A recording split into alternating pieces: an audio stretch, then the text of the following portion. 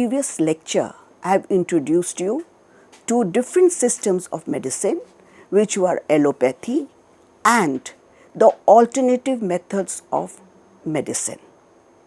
We have also discussed the formation of Ayush. Now let me discuss with you these systems, alternative systems of medicine in detail.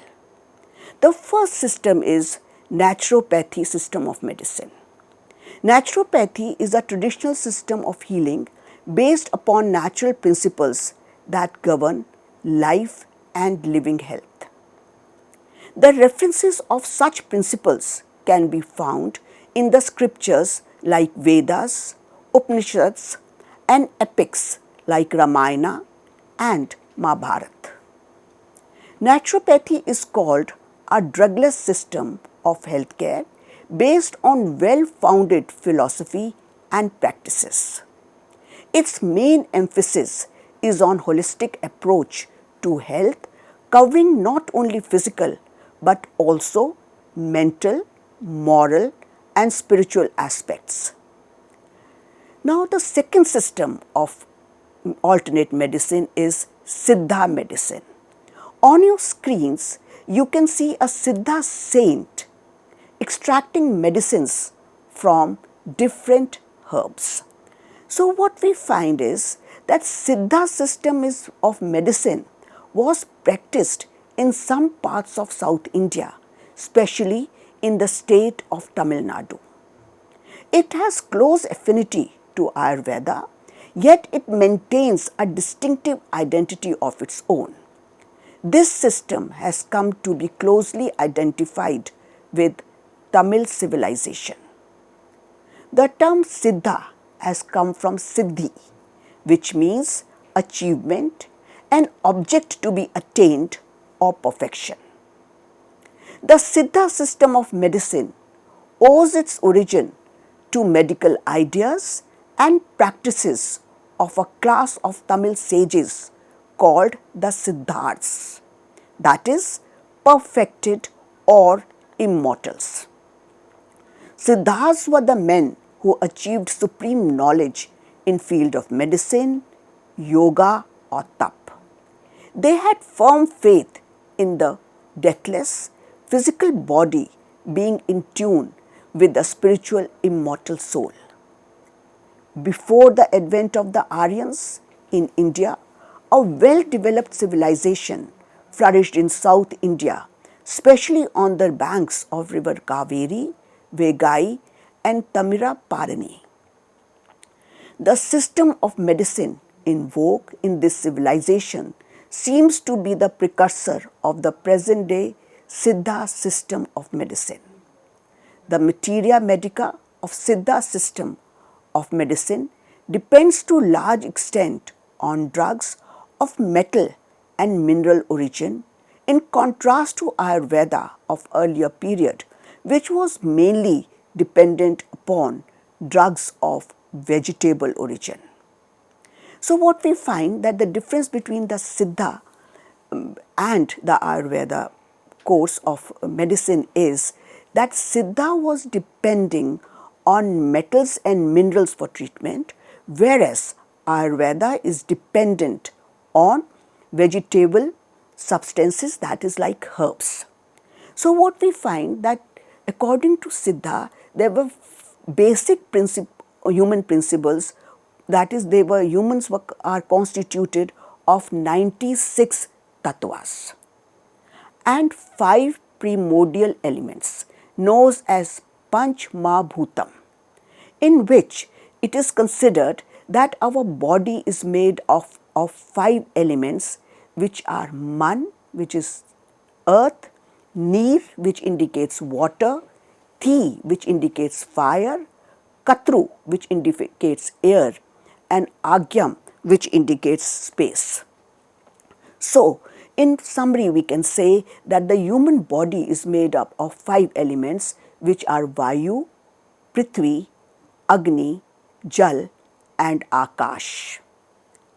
To regulate the living body easily, the 5 primordial elements were concised into 3 humas, namely Vazi, Vaddham or air, Azal, Pittam or heat, and Ayam, Kapha or cold. When humors are in natural equilibrium and harmony, a person enjoys the best of health. So what, according to Siddha, it is said that if the three humors, which are Vazi, Azal and Ayam, when they are in equilibrium, a person is said to be healthy and he enjoys very good health. The second system of alternative medicine is homeopathy. Now, homeopathy is a system of treatment that is branch of medical science which works on the principle of similia, symbolus, currenter, means like cures like.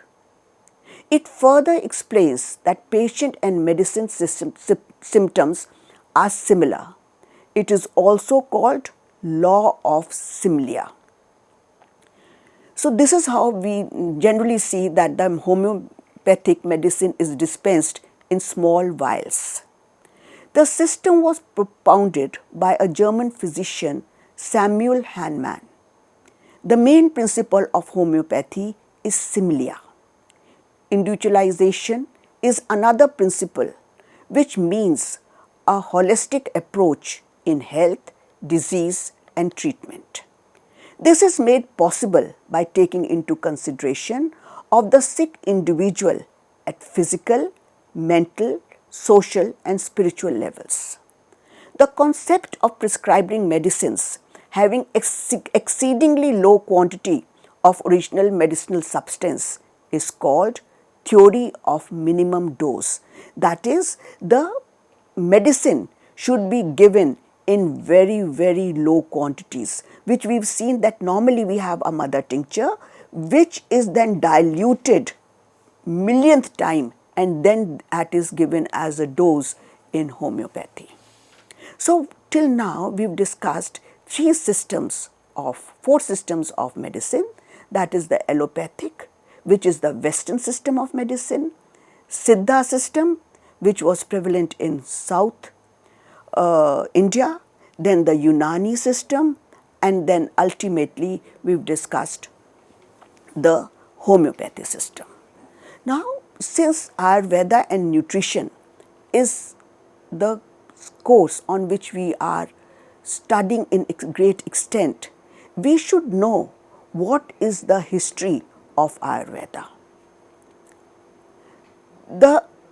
Before we go on to history of Ayurveda, there is another system of medicine which is the Unani system of medicine. This has been long and this also has a long and impressive record in India.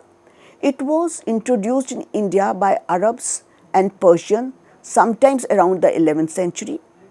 The Unani name is derived from the word Ionin, which originated in Greece. The word Unani names Greek in Arabic. Unani medicines, like other form of medical science, strives to find the best possible ways by which a person can lead a healthy life with least or zero sickness. Unani medicine is largely based on principles proposed by such physicians as Hippocrates and Galen.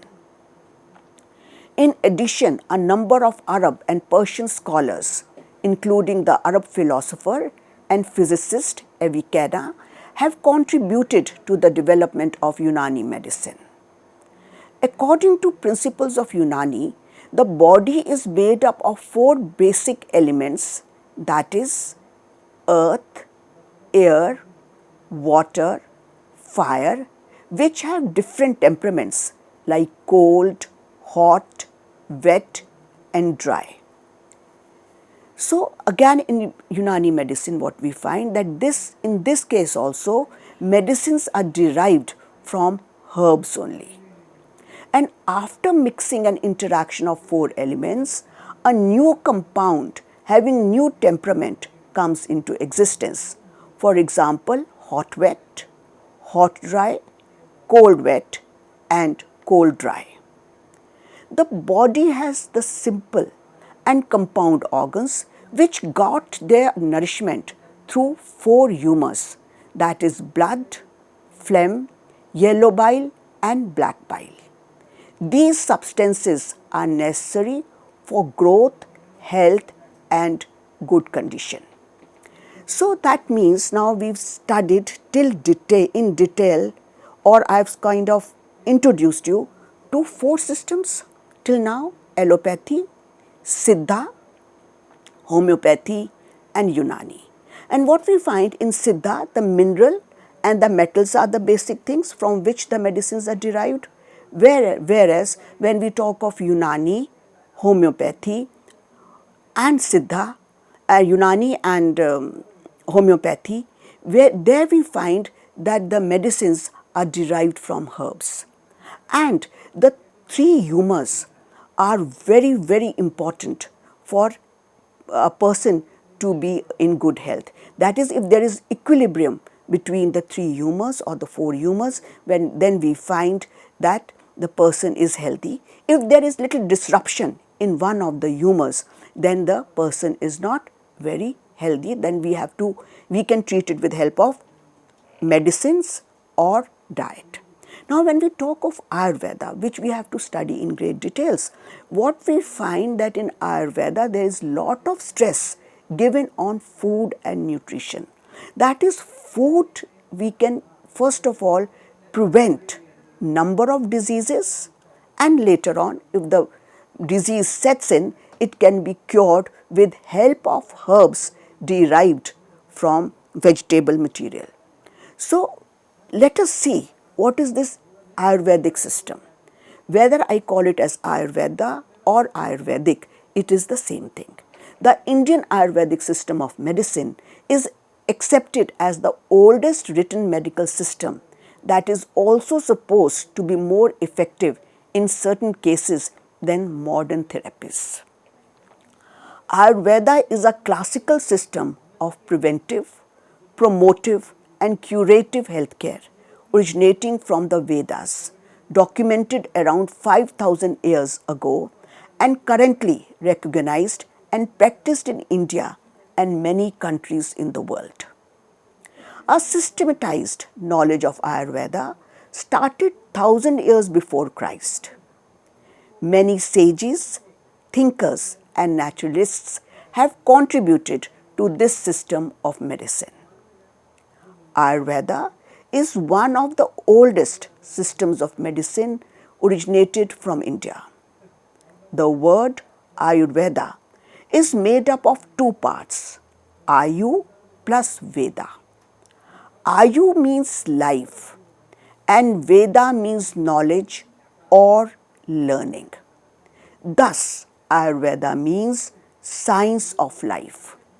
It deals both with physical and mental health and also covers art of living.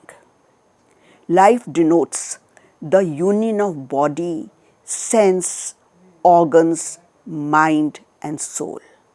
In other words, Ayurveda is all about human life in terms of health and disease. So, as I've already said before, Ayurveda is made up of two words, Ayu plus Veda. When we talk of Ayu, we are talking of time period from birth to death. That is, the timeline is from the time a person takes birth till the time he dies. And Veda means knowledge or learning. So, we can say Ayurveda is learning or knowledge of life. Now, what we find that this Ayurveda can be divided into two branches. One is preventive measures and healthcare. And second, supposing we've not been able to prevent a particular disease, then Ayurveda goes on to curative measures. And much of this preventive as well as curative measures are done by modifying a person's diet. In Ayurveda, health is defined as a well-balanced metabolism and happy state of being. It deals with all aspects of human life which are emanating from body, mind, external factors and natural intrinsic factors. That is when we talk of Ayurveda and when we talk of its treatment. So what we find that Ayurveda takes into account the basic metabolism of a human being. And for doing that, it takes into account what is the physical state of the body, what is the mindset of the person, how is the external environment affecting, and how does his thinking help in deciding his personality or his health. So Ayurveda has a holistic approach. Another way to define Ayurveda will be that it is a discipline that looks after the welfare of all human beings in particular and in general with regard to their physical, mental, socio-cultural and spiritual well-being. In this system, diseases are cured by using drugs, diets, exercise and surgery. Body, that is Sharir, mind, that is Man, and soul, which is Atma, are the tripods of life in which equal attention should be given for the achievement of sound health. That means what? That we should give equal importance to our body, to our mind. That is, we should have mental peace. And for soul, of course, we can do meditation and yoga. So we should have internal peace. There should be physical and mental. There should be harmony in both the physical being and the mental being. As per the Hindu mythology, it is believed that Ayurveda owes its origin to Brahma, the god who created the universe. It was Brahma who passed this knowledge of Ayurveda to the sages of for the well-being of the humans. The sages then passed this knowledge to their disciples and then to common man. They composed all the information about the herbs and medicines in form of shlokas or hymns. And if we now go back to the origin of Ayurveda, you will find that Ayurveda is 5,000 years old, when there was nothing, when writing was not even evolved in its physical form. That means the knowledge was transformed from one generation or from a sage to the disciple in oral form. It is believed that Vedic knowledge was passed through meditation. Brahma Smritiva, that is, it was passed through, knowledge was memorized and then it was passed further. Knowledge of the use of various methods of healing, prevention, longevity and surgery came through divine exposure. These narratives were transcribed from oral tradition into book form, intersected with the other aspects of life and spirituality. On your screens now you can see that a sage is giving his knowledge to his disciples. In the second part, what we find that a sage is extracting medicine from the herbs, and the third one shows that a sage is performing a surgery while the disciples are observing the procedure. So that means now this was all done verbally, or this was done by seeing. So when did this come into script? When this knowledge was transferred into written form? So what it is found that the earliest scripts would have been written on perishable materials such as Bhoj Patra, that is bark of Himalayan birch tree. When the manuscript could not be preserved over time or required utmost care due to the perishable nature of Bhoj Patra, and subsequently the later scripts were inscribed on stone and copper plate. Although the origin of Ayurveda has been lost in prehistoric antiquity, but their concepts were nurtured between 2500 and 500 BC in India. Ayurveda is accepted to be the oldest medical system which came into existence in about 900 BC. The word Ayurveda, as I've already said, means Ayur, meaning life, and Veda meaning science. Thus, Ayurveda literally means science of life. The Indian Hindu mythology states 4 Vedas, which are considered to be books of knowledge written by Aryans: Rig Veda, Sam Veda, Yajur Veda, and Atharva Veda. It is believed that Ayurveda originated out of ancient scriptures, the Vedas, particularly the Atharva Veda. Ayurveda attained a state of reverence, and it's classified as one of the Upavedas, that is, subsection attached to Atharva Veda. Major references in Ayurveda are found in this Veda. Scholars of Vedic literature and Indology contemplate that sage Vedvyas would have been the first person to document major portions of Ayurveda. Atharva Veda gives a systematic description of Ashtanga Ayurveda, or 8 branches of Ayurveda. The 8 branches of Ayurveda, also known as Ashtanga Ayurveda, form the foundational pillars of this ancient holistic healing system. On your screens, now I have depicted the 8 branches of Ayurveda, which are known as Ashtanga Ayurveda. These branches were traditionally attributed to Dhanvantri, who is revered as the god of medicine in Hindu mythology, and is believed to be the divine physician who first transmitted the knowledge of Ayurveda to humanity. On your screens, now you can see that sage Dhanvantri is extracting Ayurvedic medicines from Samudra Manthan atop the giant snake Vasuki, and it is said that these Ayurvedic medicines were meant for the Devtas. The Atharva Veda contains not only the magic spells and the occult sciences, but also the Ayurveda that deals with the diseases, injuries, fertility, sanity, and health. The knowledge we have now is by 3 surviving texts of Charak, Sushrut, and Vagbhat. These are known as Charak Samhita, Sushrut Samhita, and Vagbhat Samhita.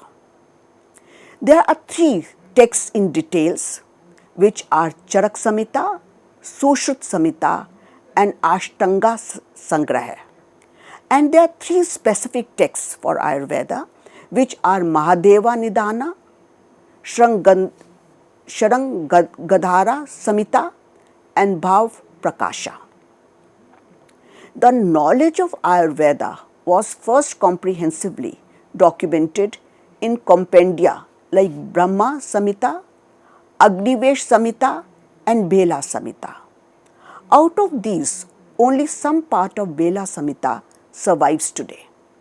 The Agnivesh Tantra was edited by Charak around Charak Samhita and thereafter re-edited by Dirdbala, which is one of the main texts of Ayurveda available in complete form today. This is the most translated book of Ayurveda, which got translated into many foreign languages like Tibetan, Arabic, Unani, and Greek even in ancient times. Now, when we talk of school of Ayurveda, we find that it has 2 schools. First is the school of physicians, and the other one is the school of surgery. Charaka Samhita is the first recorded book with the concept of practice of Ayurveda. Acharya Charak was in the court of Kaushang king Kanishka around 1st century AD. His Charak Samhita is in fact a collection of verses in Sanskrit. His words on medicine were revised in the 4th century AD by Dridh Bala. Charak Samhita, which is considered the encyclopedia of Ayurveda today, goes in depth about its principles, diagnosis and cures that still retain their potency and truth even after a couple of millennia. His research led to the facts of the human anatomy, embryology, pharmacology, blood circulation, and diseases like diabetes, tuberculosis, heart diseases, and more. Charak Samhita describes medicinal qualities and functions of 100,000 herbal plants that today's science is still doing research on. In the recent past, many scholars have translated Charak Samhita into English, German, and Japanese languages. Sushrut was a surgeon in the Gupta courts during 4th century. In his book Sushrut Samhita, he describes over 120 surgical instruments, 300 surgical procedures, and classifies human surgery in 8 categories. He and health scientists of his time conducted complicated surgeries like caesareans, cataract, artificial limb fractures, urinary stones, and even plastic surgery and brain surgery. Usage of anesthesia was well known in ancient India. On your screens now you can see Sushrut performing a surgery that is of cataract. He lived and taught and practiced his art on the banks of the Ganges in the area that corresponds to the present-day city of Varanasi in North India. The texts of Sushrut Samhita were revised and supplemented by Nag Arjuna in the 6th century. Sushrut Samhita lays special emphasis on surgery. It described 395 medical plants, 57 drugs of animal origin, 4 minerals and metals as therapeutic agents. Vagbhat was the most influential classical writers of Ayurveda. A disciple of Charak, he wrote Ashtanga Sangraha and gave a concise version of Charak Samhita and Sushrut Samhita. According to Vagbhat, 85% of diseases can be cured without a doctor. Only 15% of diseases require a doctor. The scope of Ayurveda is far and wide. It includes humans, animals and plants. Ayurveda is the science of humans.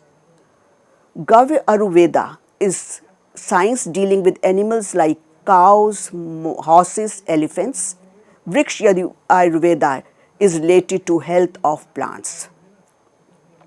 So what we find that we can say that even the Western, that is Ayurveda, allopathy had its origin or is still using some medicines of Ayurvedic origin. For example, cardiac glycosides from Digitalis purpura, morphine from purpurvame, Rasparin from Rolfia are some active these show the extraction from these plants show the influence of traditional medicine in Western medicine.